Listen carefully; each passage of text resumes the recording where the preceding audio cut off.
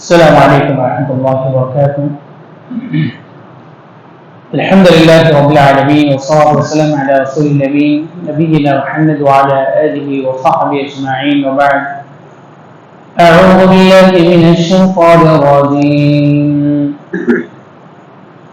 یا ایھا النبی جاہد الکفار والمنافقین واغلظ علیہم ومأواہم جہنم وبئس المصير۔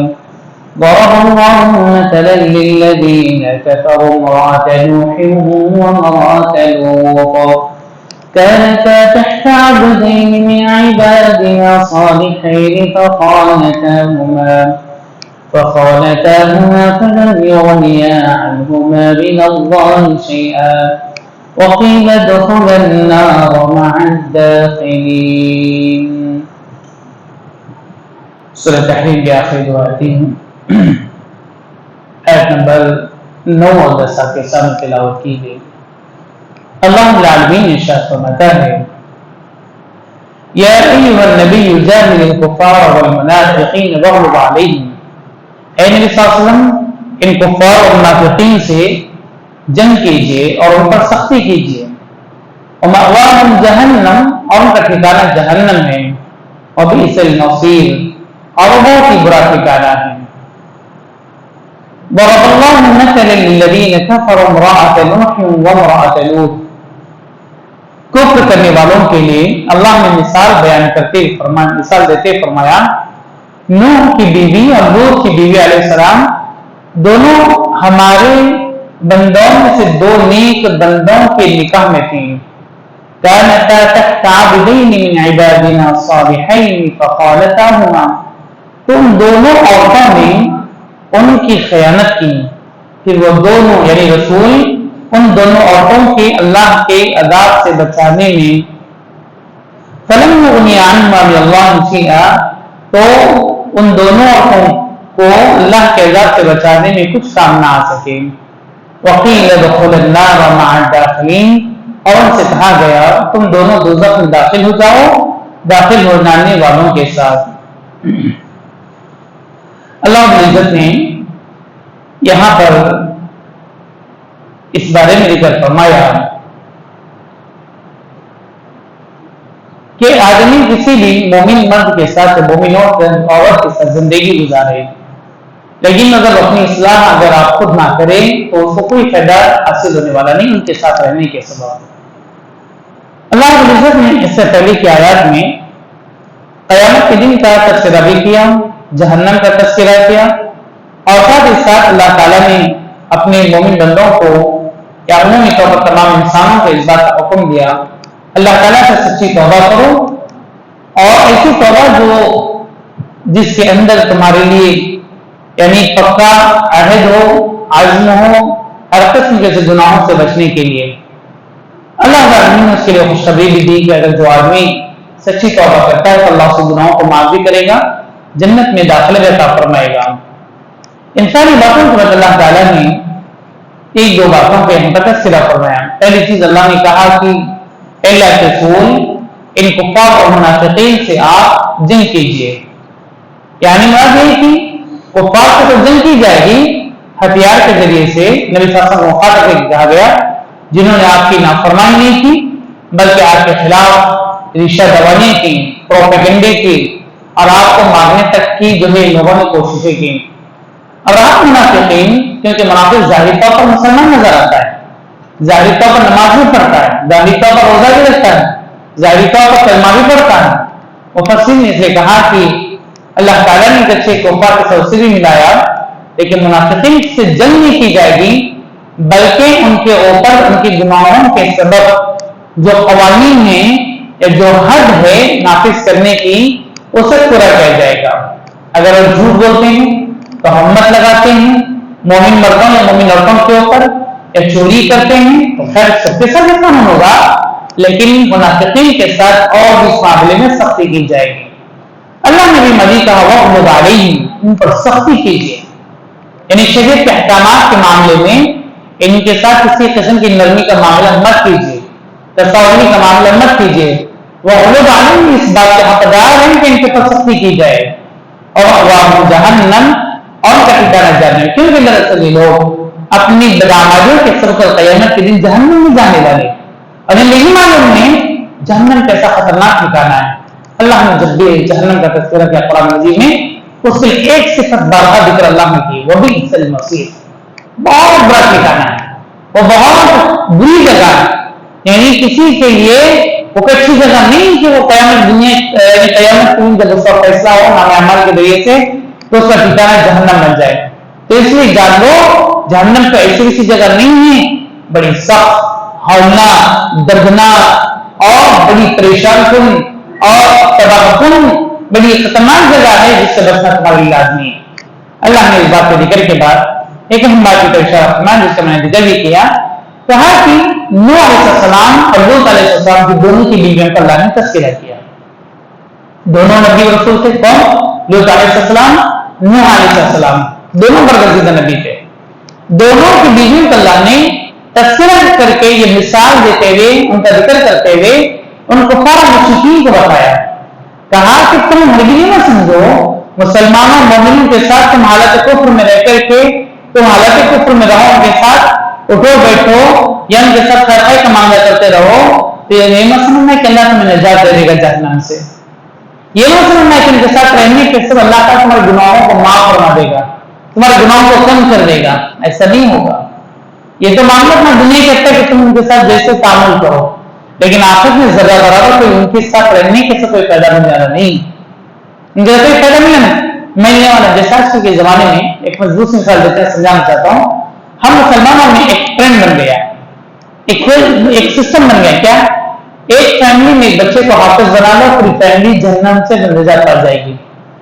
और लोगों के अंदर नाम मशहूर भी है, एक बच्चा 7 खानदानों को, 7 पुश्तों को जन्नत में लेकर के जाता। अच्छा, फिर से माँ बाप जैसे वैसे बाप जो है माँ बाप जो है हराम खोरी पर से हराम खोरी पर बाप की रिश्वत खोरी तो रिश्वत खोरी, सूद खोरी, बेनमाजी तो बेनमाजी, सारी चीजें मौजूद है। बच्चे को हाफिज बना लो, एक बच्चे को हाफिज बना लो, 7 पुश्तों जन्नत में लेकर चलेंगे, ऐसा नहीं हो सकता। अगर उसने हाफिज बना तो उसका फायदा है, अगर माँ बाप ने लेकिन इस बुरे ख्याल की जगह बनाया तो उन्हें कोई फायदा मिला नहीं। खुशखबरियां की जगह जरूर है उन्हीं लोगों के लिए जो अपने बच्चों की तरबियत खुद दीनदार होते हुए किए हैं, तब फायदा है। खुद दीनदार होते हुए अगर अपने बच्चों की तरफ दीनदारी पर करे तब तक फायदा है।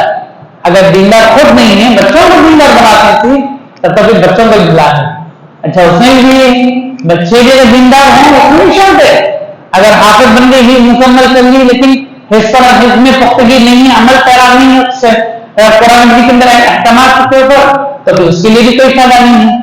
तो यहाँ से मिसाल ऐसी है, अल्लाह ने मिसाल दे दी, अल्लाह रसूल इन्हीं मिसाल बयान की जो कुफार के लिए, मुशरिकीन के लिए, नूह अलैहिस्सलाम लूत अलैहिस्सलाम की बीवियों के। क्या था असल मसला? इन दोनों की बीवियां आप दोनों अलैहिस्सलाम के साथ रहते हुए ईमान नहीं लाए। नूह अलैहिस्सलाम की जिंदगी इतनी लंबी उम्र उनकी बीवी की जिंदगी तकरीबन कह सकते हैं, हाँ, लेकिन उसके बाद ईमान नहीं लेकर के आए।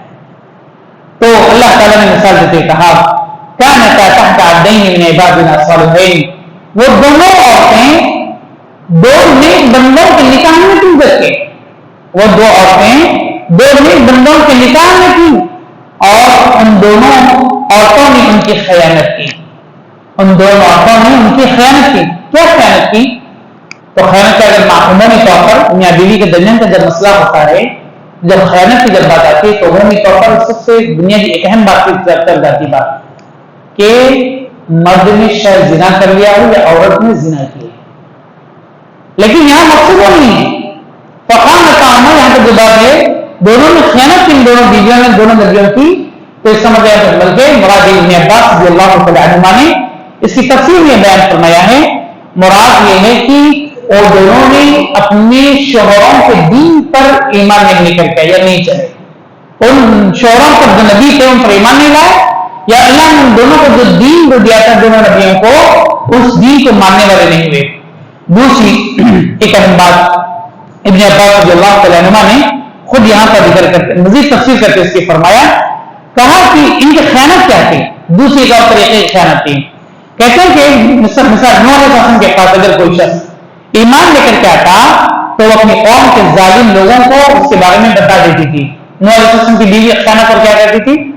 नूह अलैहिस्सलाम पर अगर कोई ऐसा ईमान लाता तो वो बीवी जो माशरे के अंदर जालिम जाते जो लोग हैं, जो आपकी दावत के खिलाफ उनको जाति की चुप्पी से बता देती, देखो फलां शख्स नूह अलैहिस्सलाम पर ईमान लेकर क्या है, उससे इम्तिहान दो जरा, उसका नोट ले। ये खयानत। लूत अलैहिस्सलाम की बीवी क्या खयानत करती थी? दूसरे तरीके की, वो ये थी आपके पास कोई मुअज़्ज़ज़ मेहमान आता, खूबसूरत कोई मेहमान आता, तो वो चुपके से जाती लोगों में जाकर के ऐलान कर देती, देखो हमारे घर में खूबसूरत सा मेहमान आया हुआ है, अगर तुम अपनी जिनसी ख्वाहिश पूरी करना तो तुम जाकर के कर लो। आपको मालूम है लूत अलैहिस्सलाम के खौफ के अंदर ये बीमारी, ये गलाजत, एक गंदगी उनके अंदर फूट फूट करके भरी हुई थी, यानी औरतों को छोड़ करके मर्दों से अपनी ख्वाहिश को पूरी करना, जिनसी ख्वाहिश को। तो ये खयानत है और इसको अपने ताल्लुक से अल्लाह ने आगे निकल भी फरमाया, आगे बात आएगी मिसाल के तौर पर। इसीलिए इब्न अब्बास रज़ियल्लाहु तआला अन्हुमा ने रिवायत किया, कहा किसी नबी की बीवी ने कभी बदकारी का इर्तिकाब नहीं किया है, किसी नबी की बीवी ने कभी बदकारी का इर्तिकाब नहीं किया। इसलिए हज़रत नूह अलैहिस्सलाम की बीवियों की खयानत दीन के एतबार से थी, कोई जिना के ताल्लुक से नहीं। तो लिहाजा कोई भी आदमी इसकी तफसीर के अंदर माना को सुनकर हरगिज़ ये ना समझे कि इसका मतलब ये है कि नबी की बीवियां क्या ज़िना की थी, तो क्या कैसे भी नबियों ने अपनी बीवियों को अपने निकाह में रखा? तो लिहाजा ये बात नहीं था, ज़हन में रहना चाहिए। इसीलिए अल्लाह ने ये फरमाया कि उन दोनों औरतों को अल्लाह के अज़ाब से बचाने में वो नबी कुछ काम नहीं आ सके, कुछ काम नहीं सके। हालांकि नबी के साथ जिंदगी गुजारे, उनके बिस्तर पर सोए, उनके साथ जिंदगी के सारे मामलात पूरे हुए, लेकिन ईमान न लाने के सबब आखिरत में उन्हें कोई नबी के साथ रहने के सबब उन्हें कोई फायदा नहीं मिलेगा।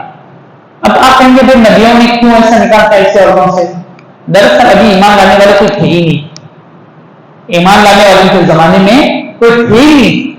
मजबूरन जो फिर भी ईमान में कुछ यानी कुफ्र में जो थोड़ा कम नजर आए, जिसे उन्होंने मुनासिब समझा, उसके साथ जिंदगी उन्होंने निकाल कर शादी करके जिंदगी गुजारी।